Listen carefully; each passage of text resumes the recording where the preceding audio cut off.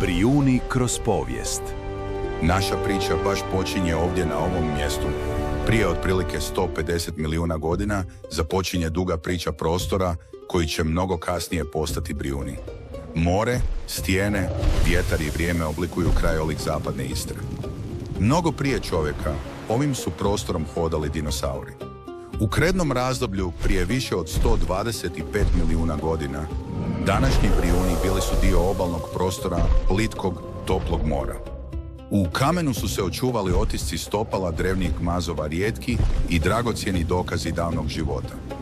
Danas ih posjetitelji mogu vidjeti na više lokaliteta Velikog Brijuna, među njima i na Ertu Vrbanj, gdje skulptura teropoda dočarava veličinu životinja koje su nekoć kročile ovim područjem. Kroz tisućljeća se razina mora mijenjala.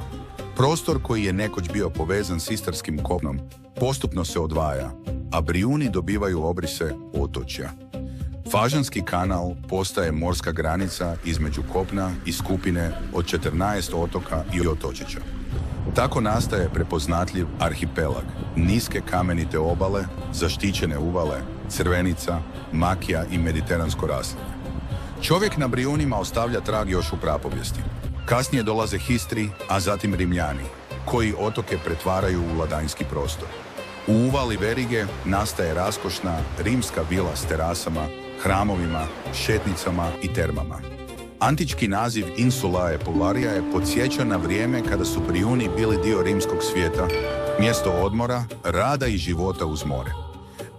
Nakon stoljeća promjena, eksploatacije kamena, soli i šume, Brijuni u 19. stoljeću dočekuju novi preokret. Godine 1893. austrijski industrijalac Paul Kupelwieser kupuje zapušteno, malarijom opterećeno otočje i započinje ambiciozan projekt preobrazbe. Uz pomoć šumara Alojza Čufara krči se makija, sade se tisuće stabala, uređuju šetnice i parkovi.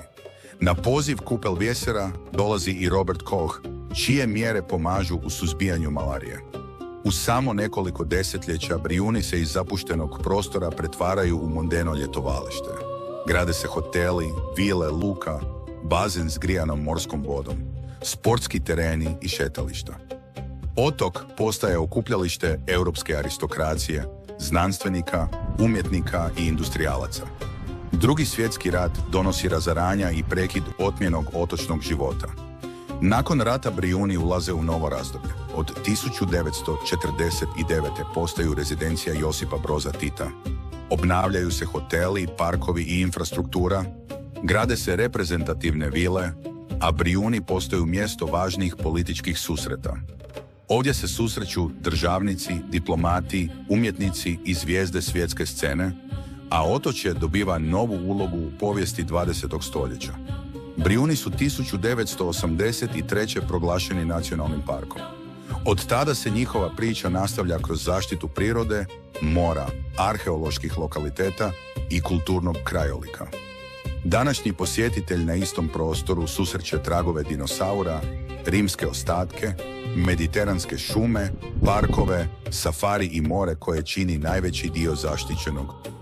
Brijuni su više od turističke destinacije, oni su vremenski slojevit krajolik u kojem priroda i čovjek neprestano ispisuju novu priču. Od stijena starih milijunima godina do današnjeg nacionalnog parka, Brijuni su putovanje kroz vrijeme. Otoci koji su nekada bili dio kopna danas čuvaju tragove dinosaura, vizionara, državnika i prirode koja i dalje diše svojim ritmom. Brijuni nisu samo mjesto koje se posjećuje, Brijuni su priča koja se otkriva korak po korak.